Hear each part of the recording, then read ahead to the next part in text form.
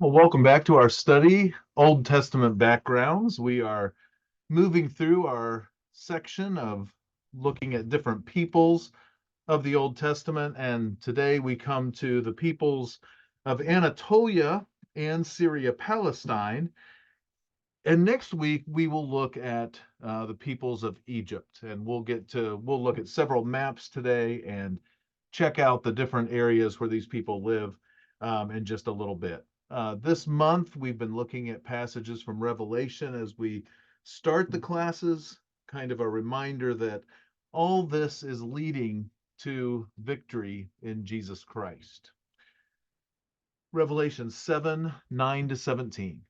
After this I looked, and behold, a great multitude that no one could number, from every nation, from all tribes and peoples and languages, standing before the throne and before the Lamb, clothed in white robes, with palm branches in their hands, and crying out with a loud voice, Salvation belongs to our God, who sits on the throne, and to the Lamb.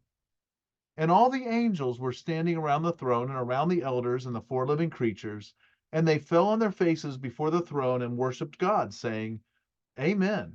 Blessing and glory and wisdom and thanksgiving and honor and power and might be to our God forever and ever. Amen. Then one of the elders addressed me, saying, Who are these clothed in white robes, and from where have they come? I said to him, Sir, you know. And he said to me, These are the ones coming out of the great tribulation. They have washed their robes and made them white in the blood of the Lamb. Therefore, they are before the throne of God and serve him day and night in his temple. And he who sits on the throne will shelter them with his presence. They shall hunger no more, neither thirst any more. The sun shall not strike them, nor any scorching heat. For the Lamb in the midst of the throne will be their shepherd, and he will guide them to springs of living water, and God will wipe away every tear from their eyes. Something that is so intriguing to me is the prophecies that we've looked at in Zephaniah, particularly in Zechariah, of how God is going to punish the enemies of Israel. Well, with spiritual Israel, once we get to the time of Christ, once we get to salvation in Christ, the enemies of Israel, the enemies of spiritual Israel, Christians, the church, the enemies are those who are not part of the church. And so it's totally different. And what we're reading about with Old Testament backgrounds are these physical enemies. Christ came so that all peoples from all nations, as we just read in verses 9, 10, 11 ish of this passage, people from all nations, all languages can be part of God's people. And so everything makes a switch. There's a great change that takes place when the Gentiles can come in and be children of God, be part of the family, be part of the body of Jesus Christ. It's absolutely incredible. And when we get to heaven, the idea of nations and race and language, all that will be, you know, there will be no lack of harmony. Everyone will be one. Everyone will be united. Absolutely incredible. A great contrast to what we have been looking at through this time. All right, so let's look at our map here from the peoples of the Old Testament world.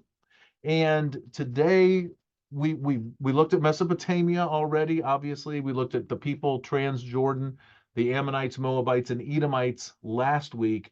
This week we're looking at the Hittites. You can see the Hittites up in the upper left-hand corner. That's Anatolia, and I'll talk a little bit more about that in a minute. And then the Phoenicians, Canaanites, Philistines, and the Arameans. And then next week we will look at the Egyptians down there in your lower left, the southwest corner of this map. So let's look at a modern map. And this just to help us understand the different areas that we're talking about. So Anatolia is modern day Turkey, basically. But technically, and I'm going to draw a red line on the map, technically, the Anatolian Peninsula is the part that sticks out from that mainland, where you see Syria and Armenia and Georgia. So to the left of that, to the west of that, that part that sticks out is the Anatolian Peninsula, and that is modern day Turkey. Part of Turkey goes to the east of that line, and actually part of Turkey, let me see if I can put my cursor over here, part of Turkey is in the eastern part of Europe, right here. This little bit west of Istanbul is actually on the European continent. And so, anyway, just kind of interesting when you look at the country of Turkey, obviously, for the most part, Asia. The Anatolian Peninsula is also called Asia Minor. And so, that's just some designations that it is given. Now, another thing, and I just thought this was interesting for you. We hear a lot about the Balkan states and the Balkan Peninsula. Well, the Balkan Peninsula is right here, and I'll put another line on there to kind of show where that um, gets us, so to speak. So it includes all the countries that you see in there. The one just north of the red line, not every country had its country name put in there, which was a little frustrating with the Google Maps, but that's Hungary, and so it's not considered part of the Balkan Peninsula. But you can see that that part of land, it's not a peninsula as we normally think of it. We think of something narrower, but a very wide peninsula is the Balkan Peninsula. So anyway, just I thought those things were interesting. I thought they might help us a little bit in understanding um, where certain things were. So Anatolia, as far as the biblical history, is basically modern day Turkey. All right. So the first ones we're going to look at are the ones in Anatolia, and those are the Hittites. So let's check out an article from the Archaeological Study Bible. It's actually titled Anatolia and the Hittites. So kind of be thinking about the map as we look at this. Exodus 33:2 includes the Hittites in the listing of people groups Israel was to conquer. This gives readers the impression that the Hittites comprised a local culture in Canaan. In fact, the term Hittites usually refers to a people group based in central Anatolia, modern Turkey, who controlled a sizable empire during the second millennium BC. Thought to have entered Anatolia around 2300 BC. That would be right after the flood, basically, when Noah's descendants spread out throughout the earth. The Hittites were Indo-Europeans, like the Greeks, not Semites, like the Israelites, Assyrians, and most Canaanites. Hittites lived in Canaan as early as the time of the Patriarchs, and still inhabited the region as late as the time of David, as indicated by the presence of Uriah the Hittite in David's army. Possibly these Palestinian Hittites were simply dispersed members of the Anatolian Hittite populace. On the other hand, there might have been two separate Hittite peoples in the Old Testament, an indigenous Canaanite population in the region only much later known as Palestine, and the remnants of the Hittite Empire in Anatolia. In fact, these two groups may have been unrelated, and the use of the common name purely coincidental. The capital city and center of Hittite power was in central Turkey at Boghazkoy, named Hattusa by the Hittites. A large archive containing tablets in Akkadian, Hittite, and other languages has been discovered there. This archive library includes a wide variety of materials, including letters, military instructions, and laws. In addition, Hittite prayer and ritual texts reveal a great deal about their religion. Hittite history may be divided into three distinct periods. And I'm going to pause there. And if you would like to read through those different periods, that is great. And you can pause the video here. The last paragraph says, at the height of their power, the Hittites exercised control over a vast area extending from the Aegean coast to Damascus. Although they held no direct sway over the Holy Land, the Hittite presence in Canaan would have been felt by Israel because geopolitical realities placed the region as a buffer zone between the Egyptians and the Hittites. And in one of the paragraphs above, that last paragraph, it talks about the Egyptians being a power of the south and the Hittites a power of the north, and they did clash. And the main time they clashed, it was considered a draw. So no one prevailed. All right. So the passage at the top of the chapter in Peoples of the Old Testament World is 2 Kings 7:6. For the Lord had made the army of the Syrians hear the sound of chariots and of horses, the sound of a great army, so that they said to one another, Behold, the king of Israel has hired against us the kings of the Hittites and the kings of Egypt to come up against us. And of course, that had not happened. The Lord made it seem that way. But they were just thinking, oh, they must have gotten the Egyptians and the Hittites to come after us. Such was their perception. I do want to point out here a difference between the English Standard Bible and the Christian Standard Bible, or the English Standard Version and the Christian Standard Bible. Notice that in the ESV, we have Syrians. In the CSB, we have Arameans. For the Lord had caused the Aramean camp to hear the sound of chariots, horses, and a large army. The Arameans had said to each other, and then a similar look at that. The word there definitely is the word Aram in the Old Testament, and it's kind of like with the Hittites or Anatolia, especially when Paul was doing his missionary journeys. Do you say Asia because that's how they referred to it, or do you say Turkey so that modern readers can understand? It's one of the things that translators have to deal with, and same with this. The text says Aram. Well, a lot of people don't know where Aram is, so a lot of times the translators will say Syria because that gives people, modern people, a better idea of the location. So again, it's one of those things that translators have to decide. So here's part of the article on the Hittites in Peoples of the Old Testament World.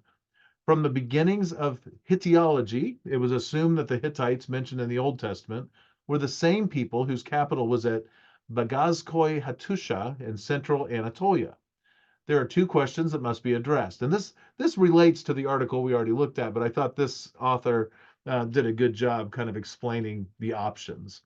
First, was it the intention of the biblical writers to indicate that persons bearing the name Hittite or sons of Heth belonged to that foreign people from the north, Anatolia or North Syria?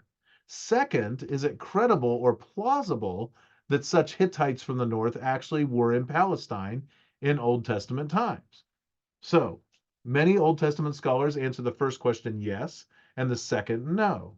They regard references to Hittites in the Old Testament, especially the references in the patriarchal narratives of Genesis, as anachronisms, a reading back into earlier times of the Hittites known for the period of the Israelite monarchy. It would be like if someone was doing a history of the United States and our country, and they talked about um, in the 1600s, let's say, um, in the area of Minnesota. Well, Minnesota did not exist, and so that's what he's saying here: an anachronism, referring, but putting a name back into a place or a people before it was actually the case. So that's the idea there. Others answer both questions yes, the first one confidently and the second one tentatively. Assyriologist, Hittiologist Emil Forer takes the second point of view. Both Oliver R. Gurney and Aharon Kapinski seem to incline to this view. I hold a third point of view, answering the first question yes and no. Passages referring to the Hittites during the Israelite monarchy almost certainly refer to the Syrian kingdoms earlier controlled by the Hittite Empire during the 14th and 13th centuries, and still referred to by the name Hatti in the annals of the Neo-Assyrian kings. But Hittites mentioned in the narratives of Genesis through Joshua are native Palestinians, members of a group mentioned alongside Canaanites, Jebusites, Amorites, etc. Their personal names are West Semitic, and their customs, for example, the purchase of a cave and field in Ephron in Genesis 23, offer no convincing evidence for an Anatolian connection. The tradition preserved in Genesis 10 of their descent from Heth, who with Canaan is descended from Ham, places them firmly in Palestine. Archaeological evidence for an Anatolian Hittite presence in ancient Palestine is given by Kapinski, supports this yes and no answer. Recent archaeological finds suggest that Hittite immigration at the end of the 13th century and at the beginning of the 12th century extended into Canaan as well as into Syria. But the only evidence that Kapinski adduces for a Hittite immigration southward into Palestine earlier than around 1200 BC is the well-known Hittite passage, originally adduced by Forer, about the people of the city Kurushtama, who prior to the reign of Shupiluma I migrated from Hatti into Egyptian territory. Such a migration, the reverse of that mentioned in Judges 126, would hardly account for all the Hittites of the Genesis to Joshua period. But whether or not the Hittites of the early parts of the Old Testament are products of the early imperial culture of Anatolia, it is possible to see influences from that distant northern culture in the Old Testament. Over the past 25 years, many studies of the Hittites and the Old Testament have appeared. Elsewhere, I proposed a number of Hittite parallels to institutions described in the Old Testament, some of which have been reviewed in the preceding discussion. Okay, that's a lot of stuff there, but it's the theories are, well, really just two main theories. And I like this guy. I like the idea of the yes and no. It makes sense that the earliest Hittites mentioned were more local, and then later on, as the Hittite Empire up in Anatolia grew stronger, those people were able to move south and have influence, and in fact have a clash with the Egyptians. When Joshua was given his commission after the death of Moses, the Hittites are mentioned. After the death of Moses, the servant of the Lord said to Joshua, the son of Nun, Moses' assistant, Moses, my servant, is dead. Now therefore arise, go over this Jordan, you and all this people, into the land that I am giving to them, to the people of Israel. Every place that the sole of your foot will tread upon, I have given to you, just as I promised to Moses. From the wilderness and this Lebanon, as far as the great river, the river Euphrates, all the land of the Hittites to the great sea, toward the going down of the sun, shall be your territory. No man shall be able to stand before you all the days of your life. Just as I was with Moses, so I will be with you. I will not leave you or forsake you. Be strong and courageous, for you shall cause this people to inherit the land that I swore to their fathers to give them. Only be strong and very courageous, being careful to do according to all the law that Moses my servant commanded you. Do not turn from it to the right hand or to the left, that you may have good success wherever you go. This book of the law shall not depart from your mouth, but you shall meditate on it day and night, so that you may be careful to do according to all that is written in it. For then you will make your way prosperous, and then you will have good success. Have I not commanded you? Be strong and courageous. Do not be frightened and do not be dismayed, for the Lord your God is with you wherever you go. So, the very beginnings of the Israelites moving into the promised land, all the way to Ezra coming back from Babylonian captivity, the Hittites are mentioned. So here in Ezra, Ezra finds out that the people have intermingled. There's all these problems. And then Ezra prays. It's a beautiful, beautiful section. But we'll just read verses 1 through 6. After these things had been done, the officials approached me and said, the people of Israel and the priests and the Levites have not separated themselves from the peoples of the lands with their abominations, from the Canaanites, the Hittites, the Perizzites, the Jebusites, the Ammonites, the Moabites, the Egyptians, and the Amorites. For they have taken some of their daughters to be wives for themselves and for their sons, so that the holy race has mixed itself with the peoples of the lands. And in this faithlessness, the hand of the officials and chief men has been foremost. As soon as I heard this, I tore my garment and my cloak and pulled hair from my head and beard and sat appalled. Then all who trembled at the words of the God of Israel, because of the faithlessness of the returned exiles, gathered around me while I sat appalled until the evening sacrifice. And at the evening sacrifice, I rose from my fasting with my garment and my cloak torn, and fell upon my knees and spread out my hands to the Lord my God, saying, and Ezra prays. Beautiful, beautiful section of scripture. All right. So the Canaanites and the Amorites. The passage at the top of this section, Numbers 13:29. The Amalekites are living in the land of the Negev. The Hethites, Jebusites, and Amorites live in the hill country, and the Canaanites live by the sea and along the Jordan. All right. Two ancient peoples figure largely in the early history of Israel, the Canaanites and the Amorites. An accurate portrayal of the Canaanites and their culture, according to our current level of knowledge, should lead to a clearer understanding of the distinctions between Canaanites and Israelites. The Bible is replete with references to the land of Canaan and its inhabitants. The words Canaan and Canaanite occur some 160 times in the Bible. The first appearance of the name is the reference to Canaan, the grandson of Noah.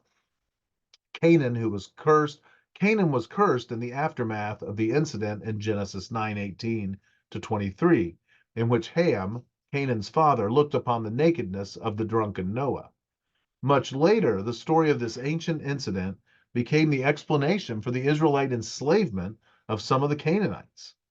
The patriarch Abram was called by God to go into the land of Canaan.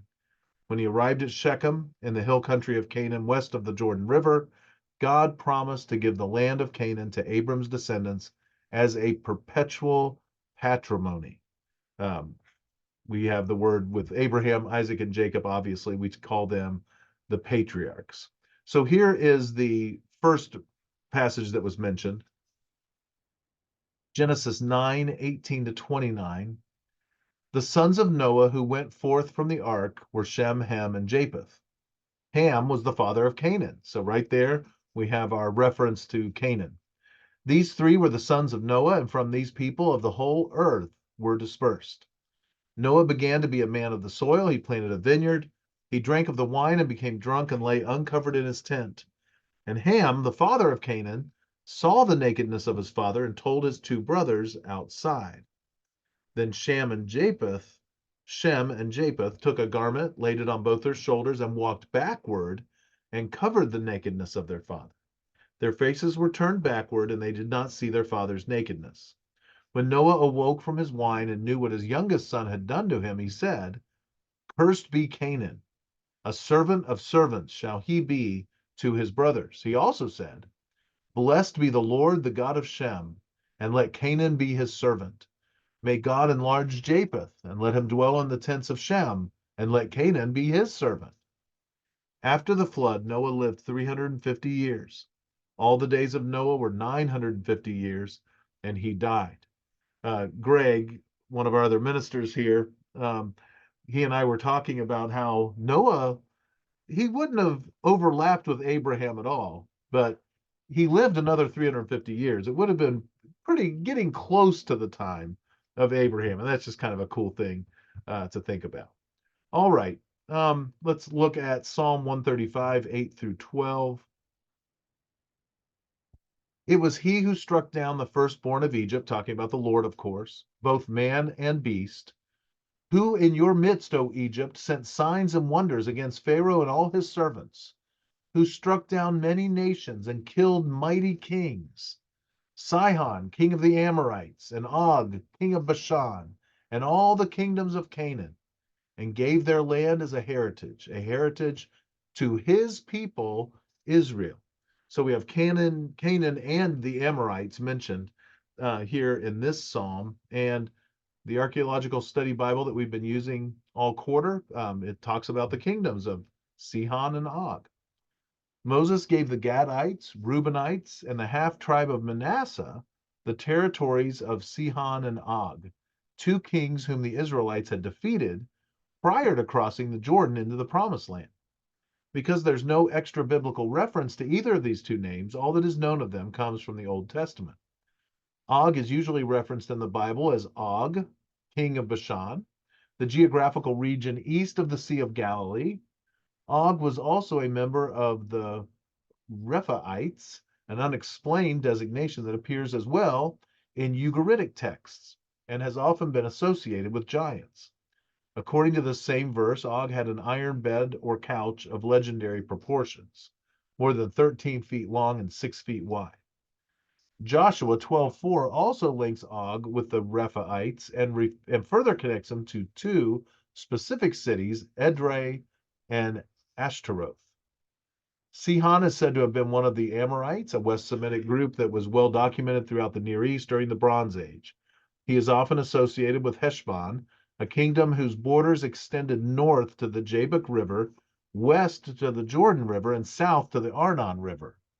These kingdoms of the Transjordan stood between the Israelites and the Jordan River, which constituted Israel's gateway into the land of Canaan.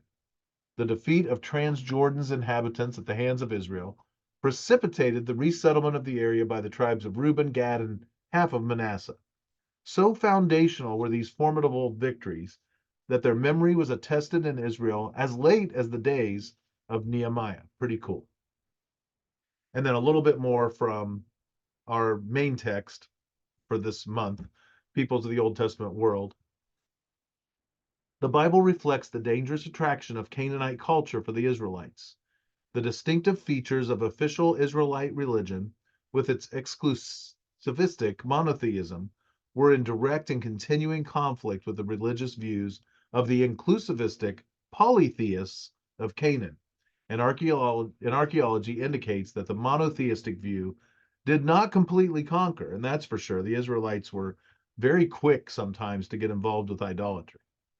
Continuing the article, Israel inherited the material culture of Canaan along with the language of the Canaanites and their simplified writing system. It was difficult for Israel to resist the attraction of the Canaanite cult and worldview with its emphasis on fertility. Ultimately, the majority of the Israelites succumbed to the Canaanite influences despite the warning cries of the prophets of the Lord. Only a remnant survived in exile in Babylon, there to be purged of the fatal attraction that, according to the Bible, had destroyed their forebears. From that time on, the Jews did not use idols.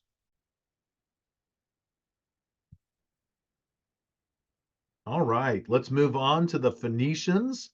The passage at the top of this section, Isaiah 60, verse 13. The glory of Lebanon shall come to you, the cypress, the plane, and the pine, to beautify the place of my sanctuary, and I will make the place of my feet glorious. All right, so the area of Phoenicia is considered to basically run from Mount Carmel up to the north, including the towns of Zarephath, Tyre, and Sidon.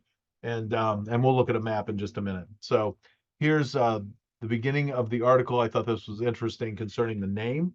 The word Phoenician comes from an ancient Greek nickname for the people and cities of the Eastern Mediterranean, littoral, during the first millennium. Phoenicia lies along a narrow coastal strip for roughly 200 miles from the island of Aradus, modern Arwad, in the north, to Tyre in the south. The Lebanon mountain range to the east has, throughout history, created a political and cultural barrier between the coast and inland Syria.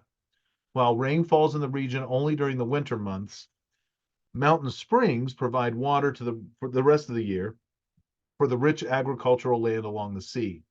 The land is limited, however, and the cities founded around the natural harbors of the coast remained small. The great coniferous forests that once blanketed the mountains were the major natural resource of ancient Phoenicia and the basis for an active export trade in lumber, wood, oil, and resin. The present essay deals with the classical Phoenicians of the Iron Age, about 1200 to 332, though this civilization did not spring into history without antecedents, which of course makes sense. And then a little bit later in the article, Phoenician culture must be viewed from two perspectives, that of the homeland and that of the Western colonies.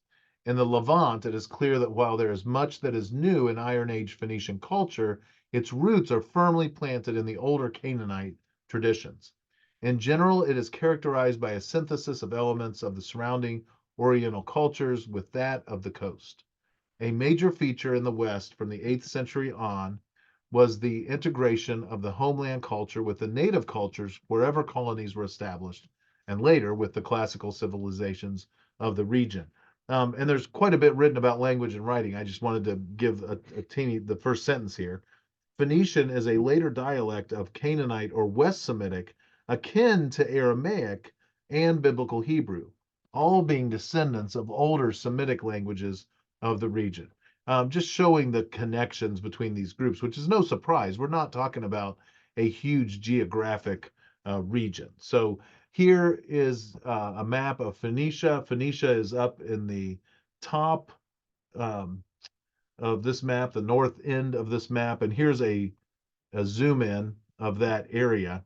So you can see Phoenicia, you can see the cities that I mentioned earlier, Sidon, Tyre, Zarephath, um, and then Mount Carmel. Um, of course, you can see there right on the coast, and Phoenicia runs basically north of that. Directly to the east of Phoenicia, the Sea of Galilee in the south, Capernaum, Hatzor, Kedesh, and Dan as you move up. Dan almost directly east of the city of Tyre. You can't read the whole name on the inset, but that's Mount Hermon, just north of Dan.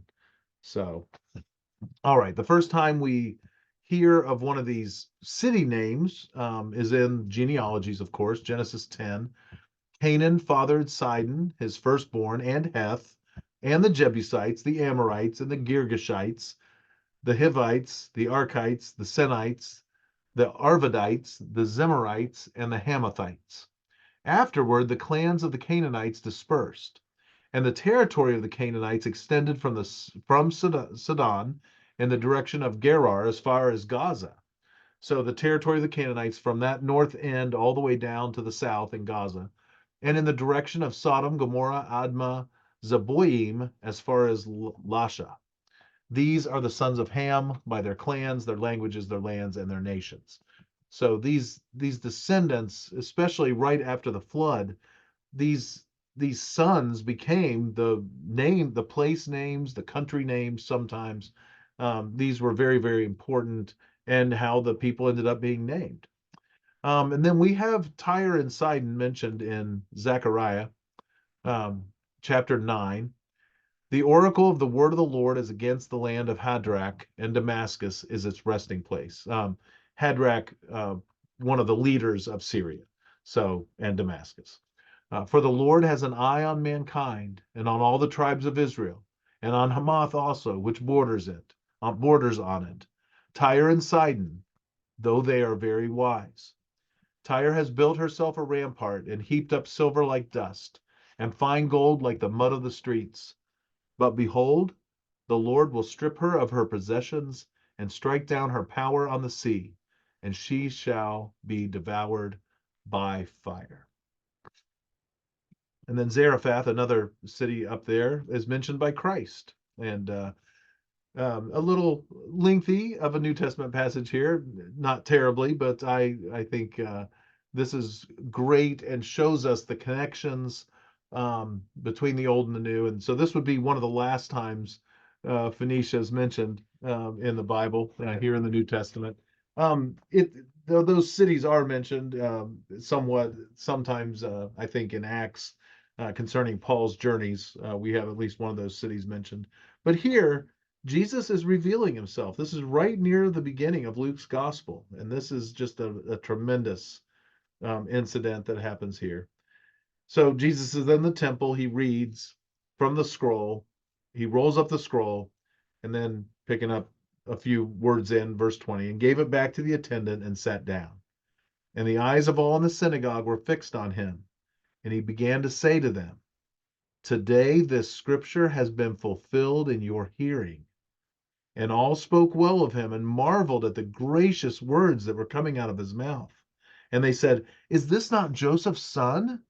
And he said to them, "Doubtless you will quote to me this proverb, 'Physician, heal yourself.'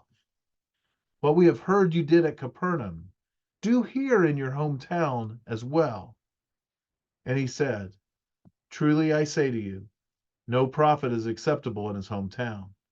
But in truth, I tell you, there were many widows in Israel in the days of Elijah, when the heavens were shut up 3 years and 6 months, and a great famine came over all the land.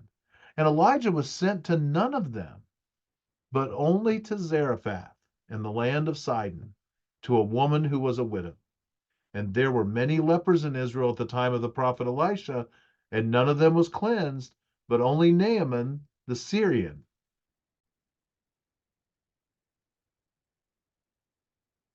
When they heard these things, all in the synagogue were filled with wrath, and they rose up and drove him out of the town and brought him to the brow of the hill on which their town was built, so that they could throw him down the cliff.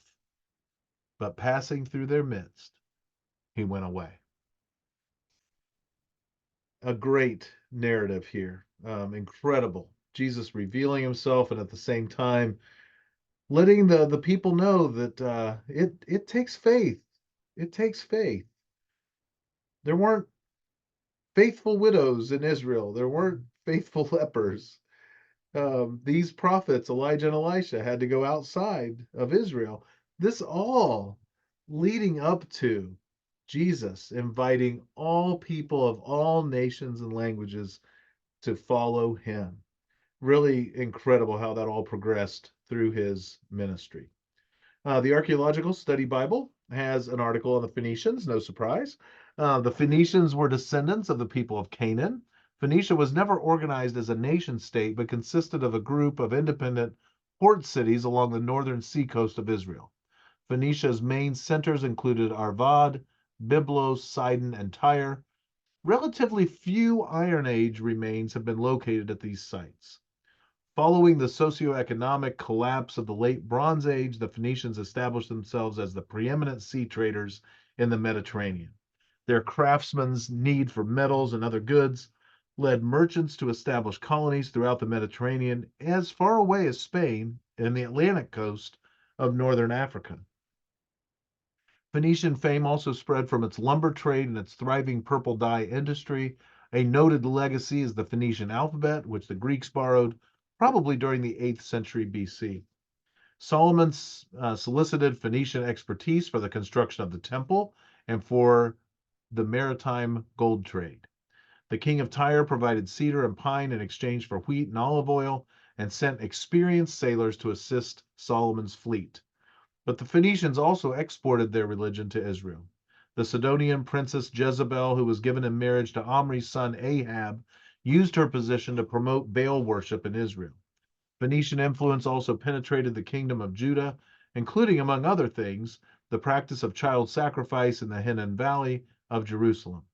Excavations at Carthage in northern Africa, the most famous of the Phoenician Punic colonies, provide grim evidence of the long-standing practice of child sacrifice, 8th to 2nd centuries BC. Thousands of urns containing the charred bones of infants and children have been excavated from the ritual burial precinct of Tanit, a Phoenician goddess. These Phoenician religious practices became a stumbling block to both Israel and Judah, and a recurring theme of Israelite prophetic rebuke. All right, so that wraps up our section on Phoenicia. Let's move to the Arameans. We are moving quickly through these different people groups. The passage at the top of this chapter, 1 Kings 20, verse 1. Ben-Hadad, the king of Syria, gathered all his army together. 32 kings were with him, and horses and chariots. And he went up and closed in on Samaria and fought against it. So I do want to show you what this is in the Christian Standard Bible. I did this earlier with another passage, but want to note for you that it says in the Christian Standard, now King Ben-Hadad of Aram assembled his entire army. So, and then I thought I'd give you a teeny bit of Hebrew because you can really kind of see well, I can see it, but what's in yellow, that's a silent consonant right here. Hebrew reads from right to left, so it goes from here over to here. That is a silent consonant, but it has the A vowel sign. Then this is an R, and that's an M. So you have Aram. And this is the word for king, and this is Ben, and this is Hadad. So, or Hadad is how you would say it in Hebrew.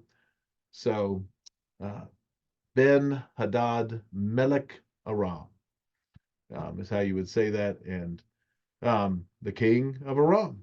So very, very neat there, but it just shows you that, like, once again, it's hard to know how to translate. Do we say Aram and then make everyone look up in their Bibles where Aram is, or do we say Syria and then people have a better idea? They know it's up near Damascus. So it's a tough call.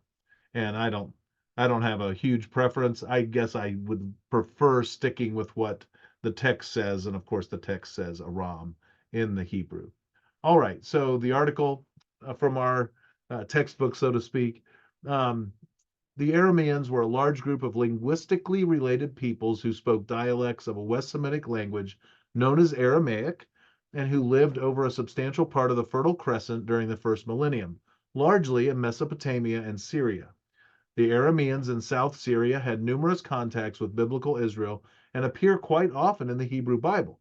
This is especially the case with the Aramean state that had its capital at Damascus. Although never a unified political power like the Assyrians or Babylonians, the Arameans came to have a major cultural influence on the Near East, as their language slowly became the lingua franca of the Persian Empire and eventually replaced many of the local languages in that area, including Hebrew. And we'll read in a little bit in another article that, almost for sure Jesus and his colleagues spoke Aramaic, just almost for sure.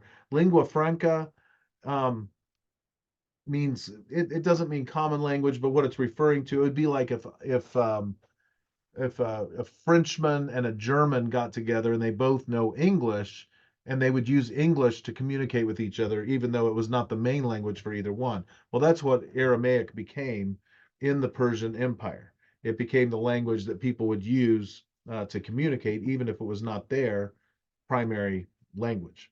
So, a little more from the genealogies, or not exactly genealogy, but the stories of um, the well, the genealogies. That's fair. That's good enough. But it's a narrative as well, as you can see.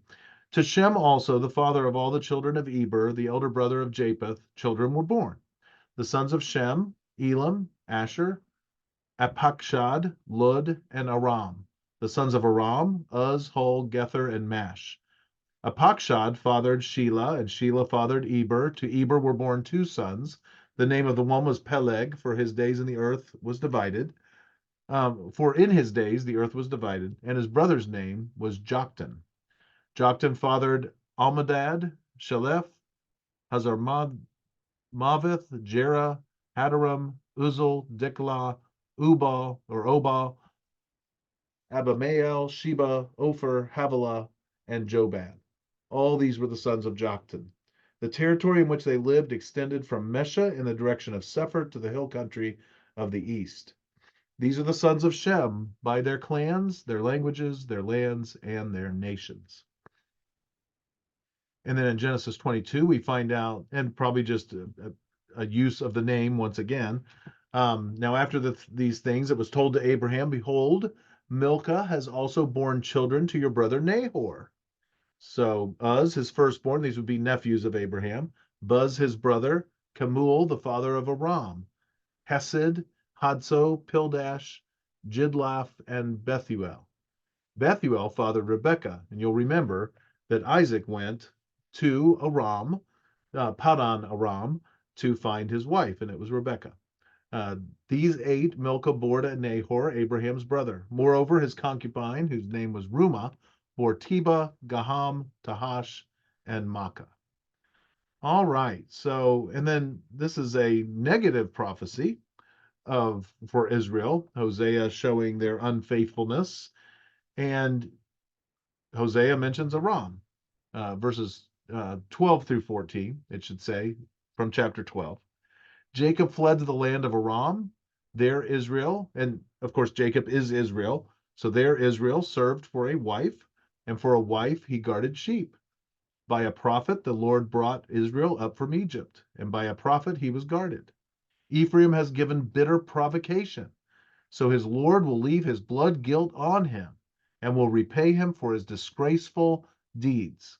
So Hosea pointing out how God has been with his people, but then the people abandon the Lord.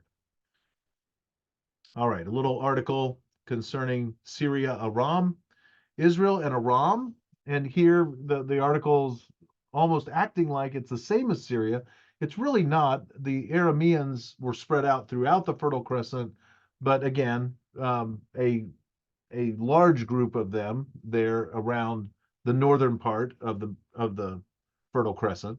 Israel and Aram were ethnically related. Abraham was of Aramean stock, having come from the area of Haran in southern Turkey. Jacob was called an Aramean, as was his uncle Laban and grandfather Bethuel. The Arameans were a tribal Semitic people located in Mesopotamia and Syria. Their lifestyle was that of semi-nomadic pastoralists, shepherds and herders of livestock living in small villages. When the Hittite Empire collapsed at the end of the second millennium BC, the Aramean tribes in Syria developed into powerful city-state monarchies that flourished in the 11th to 8th centuries BC. In Syria, the Arameans built large, well-fortified cities, including grand palaces. Each city had its own pantheon, official listing of gods, and patron deity. The most prominent was Hadad, the weather fertility god. Naaman talked about accompanying the Aramean king into the temple of Ramon in Damascus. This was probably the temple of Hadad Ramon, meaning Hadad the thunderer. Other deities worshipped by the Arameans included Sin, the moon god, El, the creator god, Shamash, the sun god, and Reshep, the god of plague.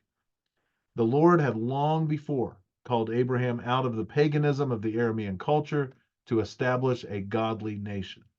The Israelites came into contact with the Aramean kingdoms in Lebanon and Syria immediately to their north. They engaged primarily in turf battles, particularly with the city-state of Damascus, called Aram in the Bible, but occasionally also entered with them into trade agreements and alliances. The most lasting legacy of the Arameans was their language, Aramaic. It was the major spoken language of Upper Mesopotamia and Syria during the early part of the first millennium BC, as well as the diplomatic language of this time. From about the 3rd century BC to the end of the Jewish state, Aramaic was the common language of the Jews. And this will be echoed in this little bit of an article.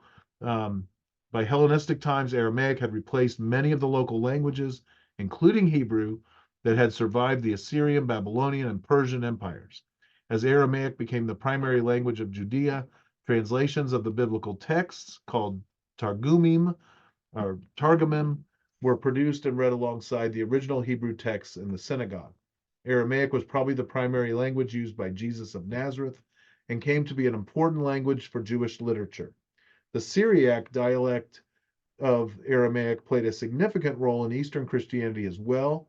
Descendant dialects of Aramaic still survive as living languages in a few isolated towns of Syria. So, really cool, pretty interesting. All right, so our last group for today, the Philistines or Philistines. I tend to say Philistines. I've heard it both ways my whole life. The passage at the beginning of this chapter. Now the lords of the Philistines gathered to offer a great sacrifice to Dagon their god and to rejoice. And they said, our God has given Samson, our enemy, into our hand. All right, so the Philistines are well known to readers of the Bible as adversaries of Israel during the days of the judges and the early monarchy. Archaeology provides additional insights through literary texts, especially Egyptian, as well as material remains. The picture that emerges, particularly in recent scholarship, is one of a mixed group composed of peoples with different origins and whose material culture incorporated many different influences. And we've seen that throughout this lesson today. The people were so closely knit, it's hard to, or just so closely in proximity. And so, of course, they were just going to mix and mix and mix these different religions and cultural things. And unfortunately, it caused God's people to mix in some of their religious views and cultural things that were unacceptable to the Lord. And then under the concerning their name, the term Philistine as well as Palestine comes from the Hebrew Palestim, which occurs 288 times in the Old Testament. The term Peliset, Philistia, occurs 8 times.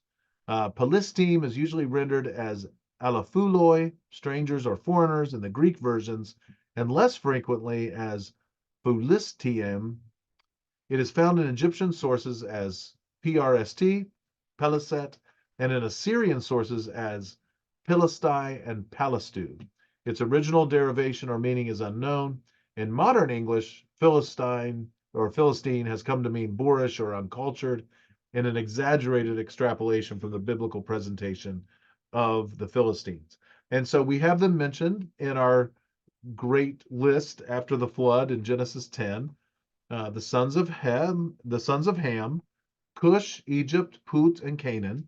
The sons of Cush, Seba, Havilah, Sabta, Rama, and Sabteca. The sons of Rama, Sheba, and Dedan. Cush fathered Nimrod. He was the first on earth to be a mighty man. He was a mighty hunter before the Lord. Therefore it is said, like Nimrod, a mighty hunter before the Lord. The beginning of his kingdom was Babel, Erech, Akkad, and Calneh in the land of Shinar. From that land he went into Assyria and built Nineveh, Rehoboth Ir, Calah, and Rezin between Nineveh and Calah. That is the great city. Egypt fathered Ludim, Anamim, Lahabim, Naphtuhim, Pathrusim, Casluhim, from whom the Philistines came, and Caphtorim. So there's our Philistines all the way back in Genesis chapter 10, at least mentioned that they were going to come from that line. And then because some of those cities that were mentioned, I thought I would just throw this map up. And I'm going to zoom in now on the purple part. And some of these cities you can see. You can see Calah, Nineveh. And then if you go down to the south, Akkad, which is mentioned a lot. We've been studying Esther.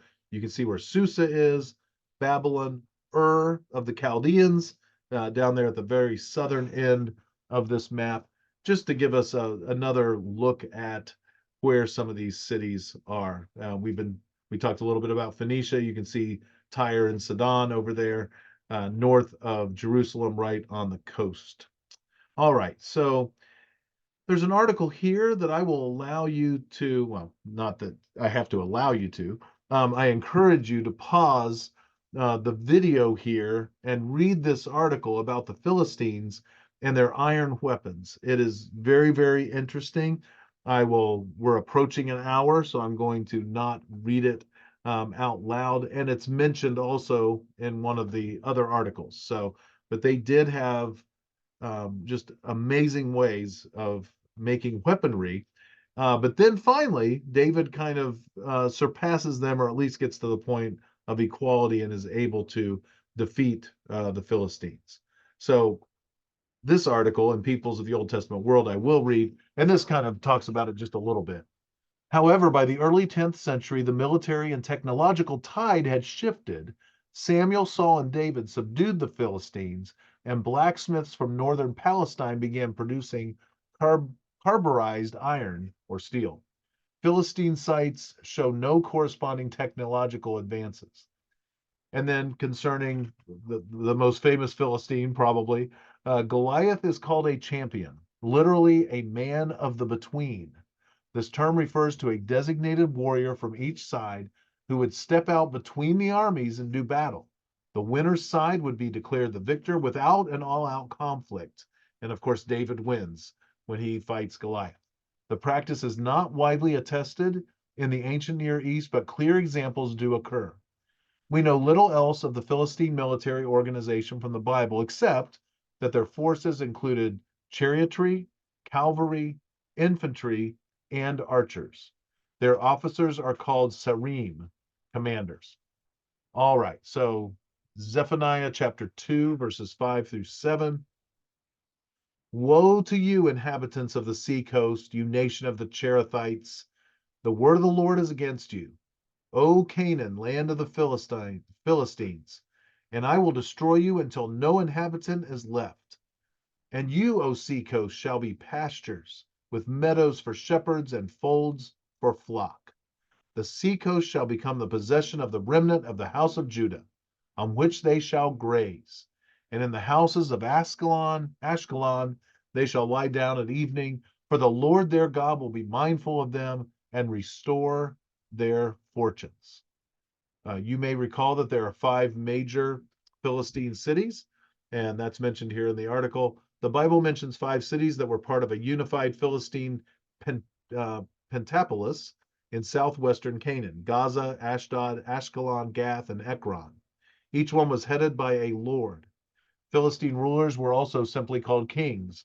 Under these lords or kings were the Philistine commanders mentioned above. All right, so here's a map of the 5 Philistine cities.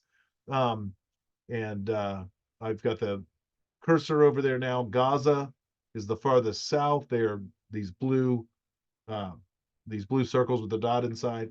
Gaza, Ashkelon, Ashdod, Gath, and Ekron. And you can pause here and look more at this map if you would like.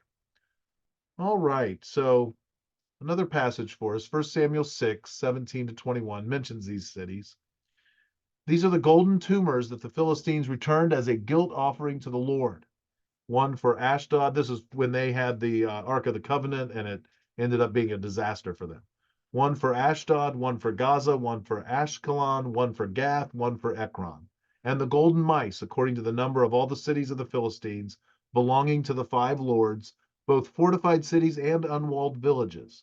The great stone beside which they set down the ark of the Lord is a witness to this day in the field of Joshua of Beth Shemesh. And he struck some of the men of Beth Shemesh because they looked upon the ark of the Lord.